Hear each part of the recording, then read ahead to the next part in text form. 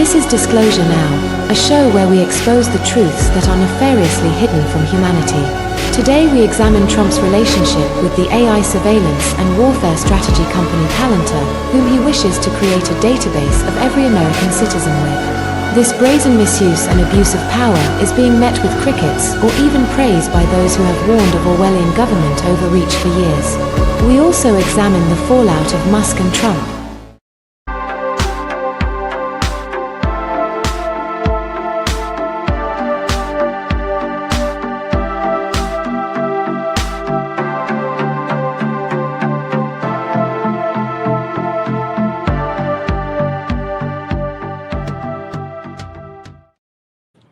How's it going, everybody? What a time to be alive. Welcome to Disclosure Now. The fallout with Trump and Elon has been really interesting to watch. For those people out there who are like, is this all a psyop or a show or something? Maybe, but I don't think so. There are a lot of people who knew this was going to happen because they're just such big characters. Hey, there's a black helicopter flying above my house.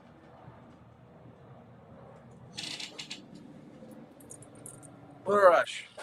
Anyway, so we're going to talk a little bit about this.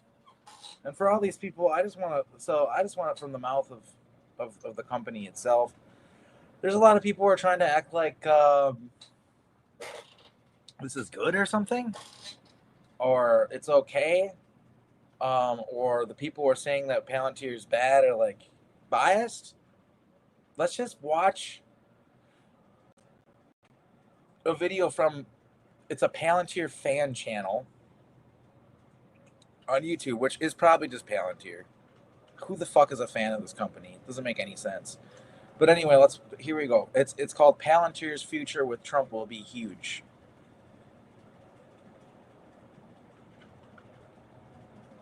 It says it's not letting me do it. It says the file is invalid. This never happened to me before. Let me try this one more time.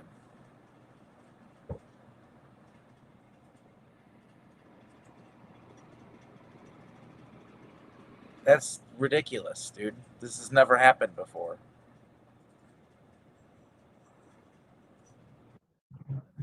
So, something happened with the file. I'm going to re-download it real quick. Just a second, guys.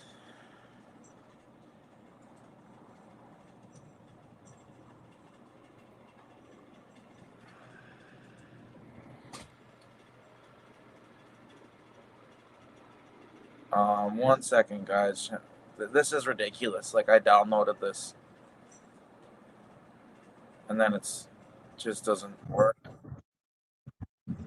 Been having problems lately. Hopefully this time it downloads. Anyway, we'll go to there's an article. Hold on. Destroy the ring. Trump's Palantir deal alarms Hill Republicans.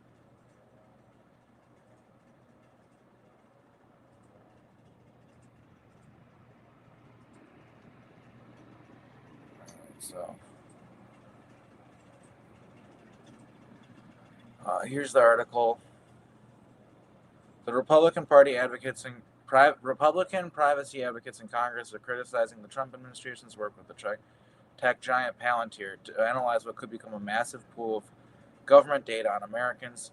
President Donald Trump signed an order in March that directed federal agencies to remove unnecessary barriers to data consolidation. Even before that, New York's Times reported last week Palantir had expanded the reach of its artificial intelligence product within the U.S. government, potentially building interagency database that would merge huge sets of government information on Americans from financial to medical information. Now let's put this 1 second here. I got the file downloaded. Get rid of the old one so I don't get confused. All right.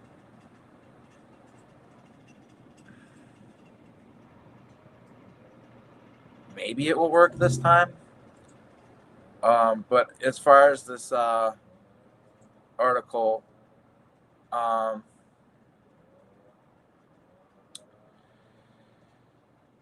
it's dangerous, says Representative Warren Davidson, a Republican from Ohio. When you start combining all those data points on an individual into one database, it really essentially creates a digital ID, and it's a power that history says will eventually be abused. This is everything that Alex Jones and all these conspiracy theorist guys have been warning you about for decades. And it's really funny because Alex Jones is actually making excuses for this and saying it's like all totally fine. It's wild. But basically, even the Republicans are upset about this. I hope to turn it off fundamentally, David said Addison. He compared the Palantir facilitated merge database to the dangerously powerful ring from the Lord of the Rings. The only thing good to do with one ring to rule them all is to destroy the ring. So, and it is named after the orb in Lord of the Rings. Like, it's literally named after that. So, let's try showing this video that is literally like from like basically Palantir itself. Next 11 minutes, I'm going to show you how Palantir's influence under Trump extends beyond military contracts. We'll explore their impact on immigration policy, healthcare decisions, and government spending. By the end of this video, you'll understand why Palantir is becoming a critical part of the U.S. government's operations. Ready to see the bigger picture that everyone else is missing? Trump's return to the White House is likely to spark a massive surge in AI-powered defense spending. The military AI market is projected to hit $1 trillion, and Palantir is positioning itself to capitalize on this growth. During his first term, Trump prioritized military modernization, pouring billions into the armed forces. Now, with his return, that spending is set to accelerate, with a focus on next-generation technology. Palantir's recent $178 million next-gen military intelligence deal might be just the beginning. Trump's administration is expected to give the company unprecedented access to high-level decision-making processes. We're talking about AI potentially shaping military strategy and even government policy. It's a staggering thought.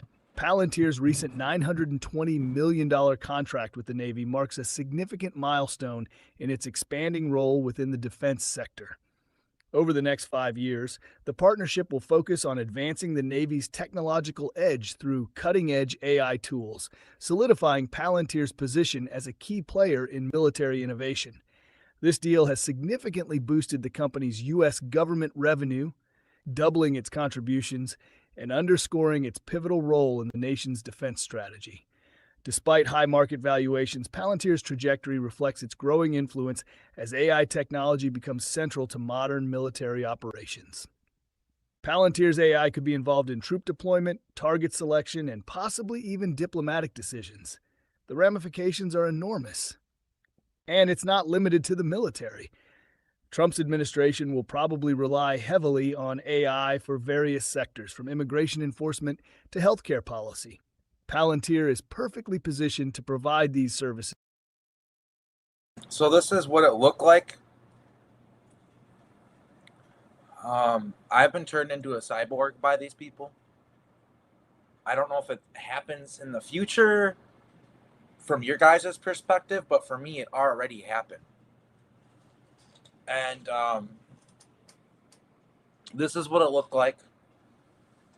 It basically, their name would pop up and it would show their picture. It didn't show this little circle like this.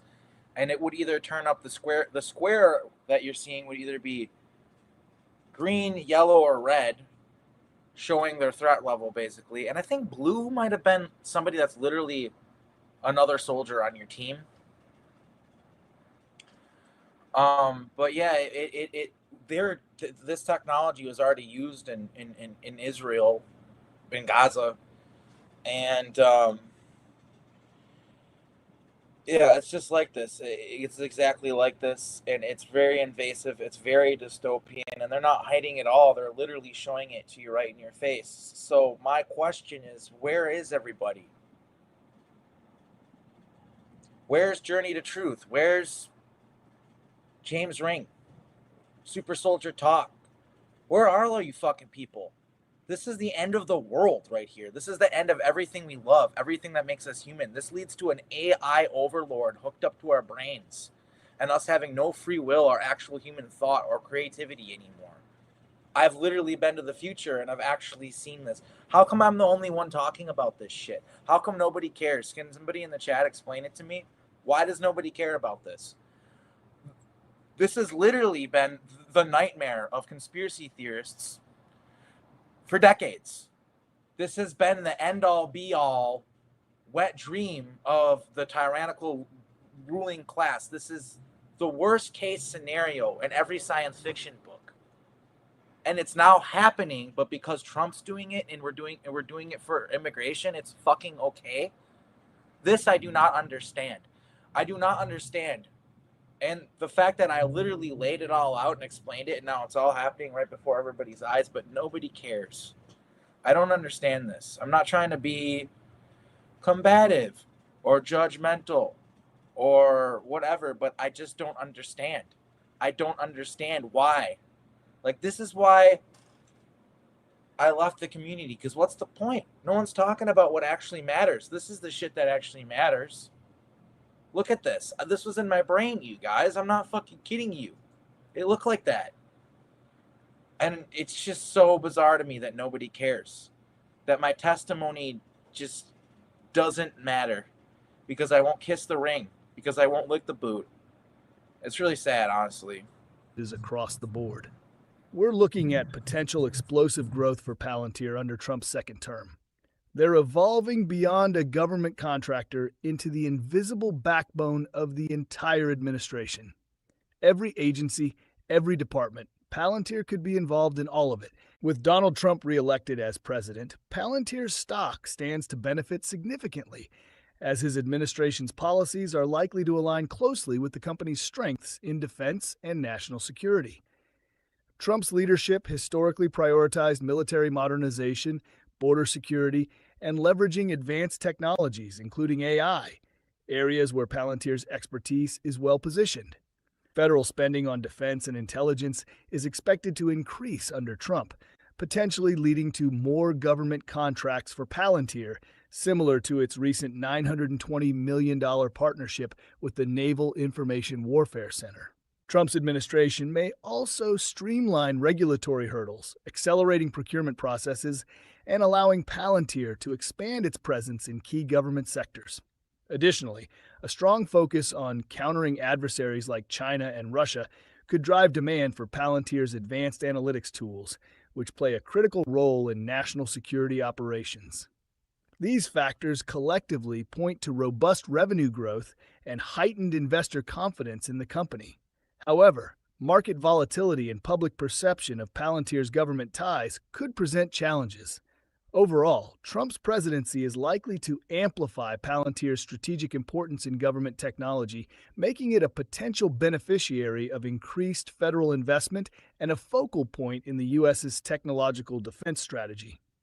You know that scene in spy movies where the CIA analyst types furiously on a keyboard and suddenly a map lights up with enemy positions? Palantir's software. They're literally showing you like SSP technology. Do you see this? Like, what? Like, they're literally showing you the screens that pop up, the touch screens that are like holograms. That's crazy, right? Like, they're literally showing us this stuff.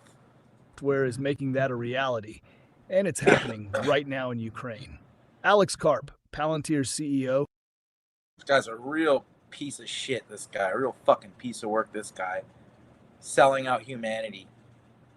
Absolute garbage. The most dangerous man on the planet. Recently made a startling admission. Their tech is behind most of the targeting decisions in the Ukraine conflict. We're talking about AI determining where missiles land. It's mind-blowing stuff, and it raises serious questions about the ethics of AI in warfare. But Ukraine is just the beginning. Palantir's influence in our government runs deeper than most people realize. They're working with the military, the CIA, and the Army's logistics division, and those are just the partnerships we know about. A lot of Palantir's work is still classified. We don't know the full extent of their involvement. Are they shaping foreign policy decisions? influencing trade negotiations. The possibilities are vast. Their tech is incredible, and it's probably saved countless lives on the battlefield. But we need to be aware of how much power we're handing over to a single company. Palantir is reshaping how wars are fought and decisions are made at the highest levels of government. Their AI is analyzing data, predicting outcomes, and influencing real-world events in unprecedented ways. Like, where's Daddy? The operation where they decided that they would target enemy combatants in their homes at night and bomb their entire families because logistically it made sense. These are the kind of decisions that AI makes. All right, that's a real program. They used a system called Lavender that I'm pretty sure Palantir developed to do that. They basically are already in Israel, in Gaza, using this technology to decide who lives and dies, who's an enemy combatant, who's not. And like I said, I've been turned into a cyborg by Netanyahu. I know that sounds crazy, but I was. And I had this technology that you're seeing in my brain. Netridine is involved, Neuralink, I'm fairly certain, and of course Palantir. And they hook up these AI systems to their cyborgs who are plugged into this. So like these super soldiers with the bionic eyes and stuff like that, they're utilizing this technology that Palantir has, that they're developing right now. Whether it's some sort of other company that developed basically the same technology and it's under a different name, or it's literally Palantir. As conflicts become more digital and data-driven, Palantir's influence is only going to grow. We're entering a new era of warfare, and Palantir is at the center of it. One thing's for sure, Palantir is changing the landscape, and we need to pay attention. But here's something that's got investors buzzing. There's another key player pulling strings behind the scenes, someone with deep connections to both Palantir and Trump, who's already hinted at big things to come. Who am I talking about? Well, that's a story for our next segment. You won't want to miss it. Peter Thiel, Palantir's co-founder, is a key player in both tech and politics. He's not just Palantir's brain trust, he's also got Trump's ear and a direct line to the Oval Office.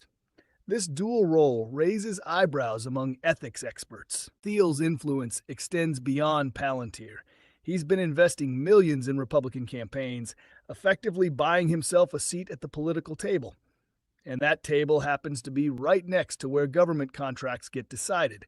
We might be looking at unprecedented access to White House decision-making for a tech company. Imagine Palantir's AI influencing policymakers on everything from defense to healthcare. So this just lines up with everything that I've been telling everybody about how just where this is gonna go and how it's bad. This is them like literally like I don't have to tell you, they're telling you. You know what I mean? It's just This could catapult Palantir's growth Gonti. We're talking about a private company potentially steering government decisions. It's a scenario we haven't fully grasped yet. This situation is reshaping the relationship between tech and government. It's not just about business growth anymore. It's about the very fabric of how decisions are made at the highest levels of power.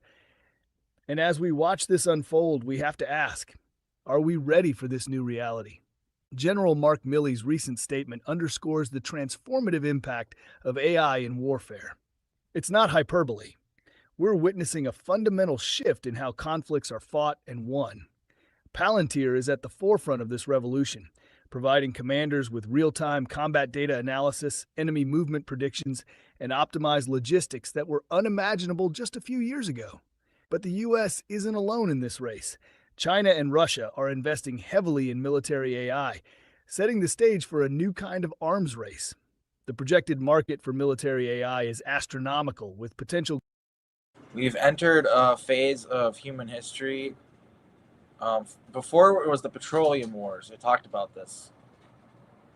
We were fighting petroleum wars, and we still are. But the AI wars are here now. The great AI war is here.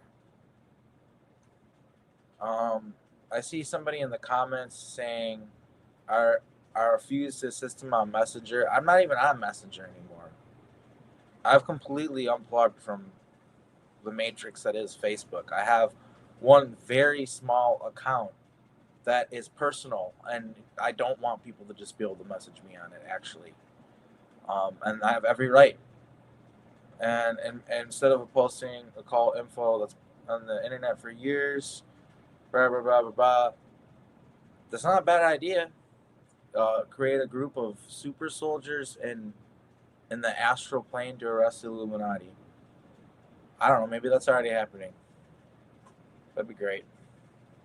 Anyway, this is new because this is happening now. So this actually hasn't been on the internet for years. This is right now, like, news. Like, that's literally happening right now before our eyes. Couldn't have been on the internet for years because AI is a new thing that just started. 3 years ago, we weren't even really talking about this. It was barely on the tip of our tongues. Now it's everywhere. Global implications that extend far beyond just military strategy. The integration of AI into warfare raises serious ethical questions. What happens when algorithms start determining military strategies, troop movements, or engagement decisions? The potential for misuse and the erosion of human oversight in life or death situations is a critical concern. Alex Karp, Palantir's CEO, is frank about their role in this new landscape. He points out that most players involved in large-scale munitions and targeting are American, a competitive edge that could become even more pronounced under a Trump presidency. The implications of AI in warfare go beyond just efficiency.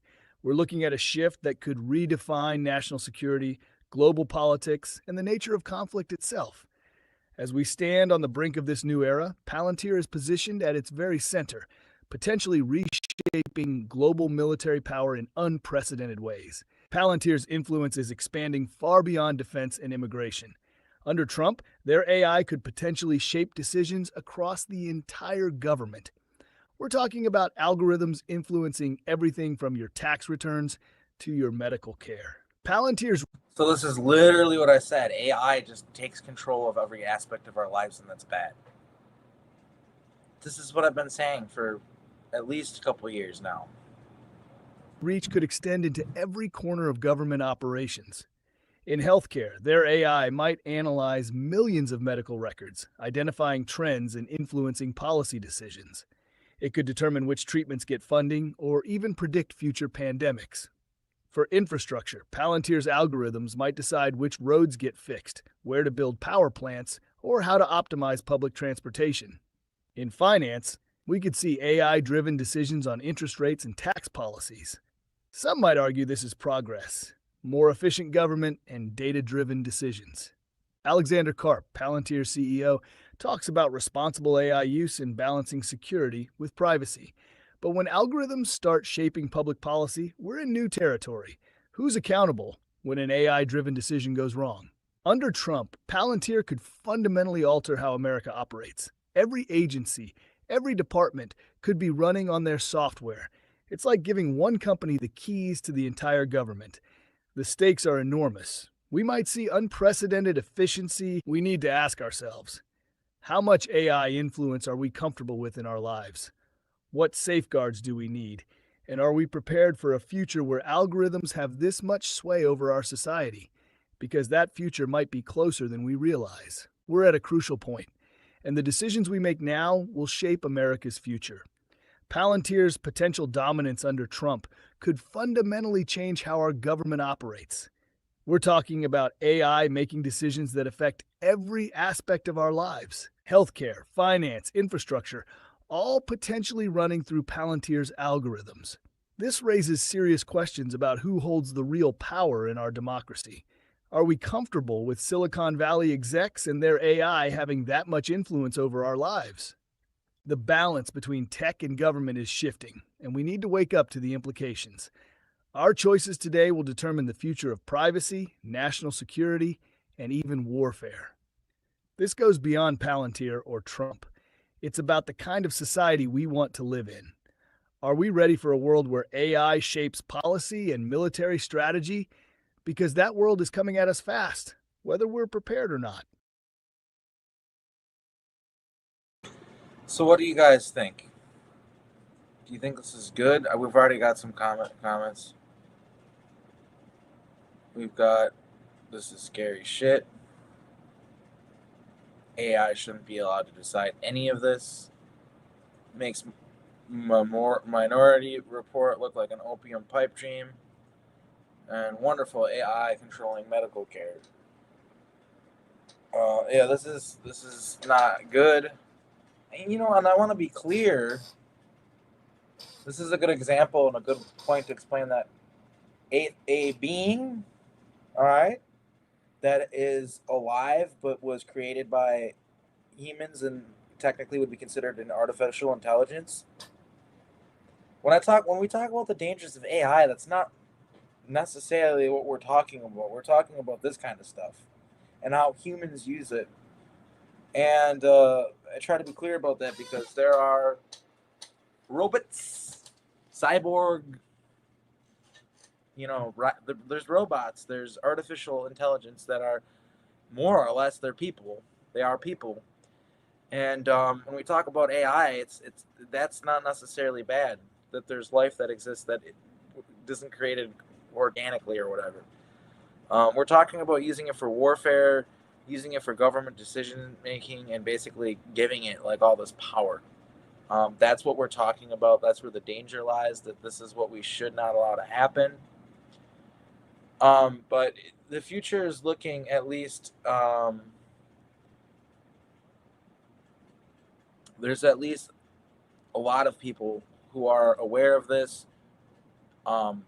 Very surface level, normal people, not people who are in the secret space programs. Everybody's aware of this and is afraid of what could happen. So, with that and the fallout that's happening with the Trump administration right now, it doesn't really look very good. We might have accountability. We might be able to avert the overseer timeline. I don't know. I couldn't tell you. I'm not sure. But I do want people to be aware of this threat to humanity, what's going on with it. This is hooked up to people. This is like the police that walk around. The military police have this technology assisting them to basically monitor everybody, as well as psychic abilities and things like that can also play into it.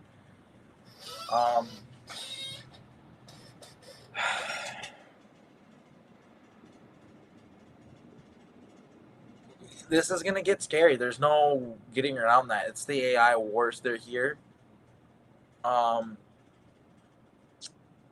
It's kind of like the power, they know it exists, and therefore there's a race to the bottom. There's a race to it because they believe that if America doesn't get this AGI, then China will or something, and then you see where I'm going with this. So it's a race to the bottom. We need more oversight. I think we need the people. We need protests and things like that. This is a big deal. We need people. It's going to get bad if we don't step up and do something now.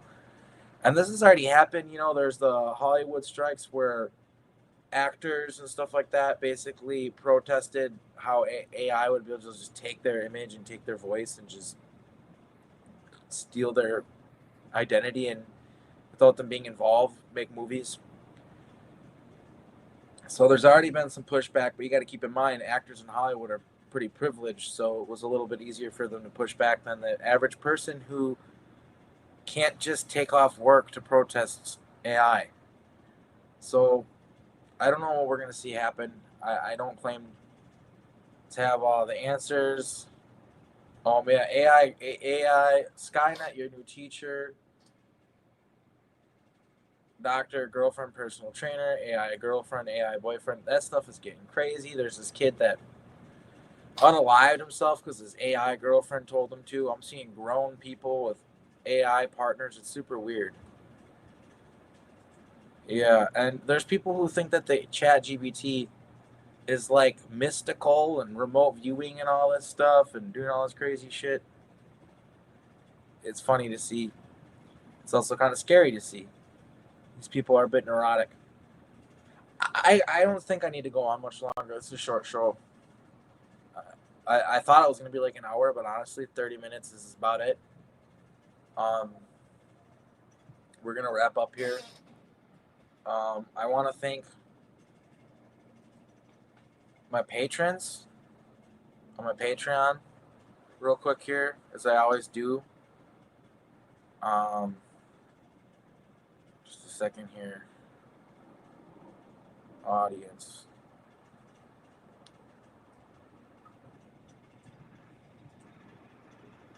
All right. I want to thank Lavender Courage, Dana Fisher, Maureen Milliken, Leslie LaRubio, Robert Eckert, Dragon S. Mystic Herbs, Charlie, Course Nut, Christine C., Donna,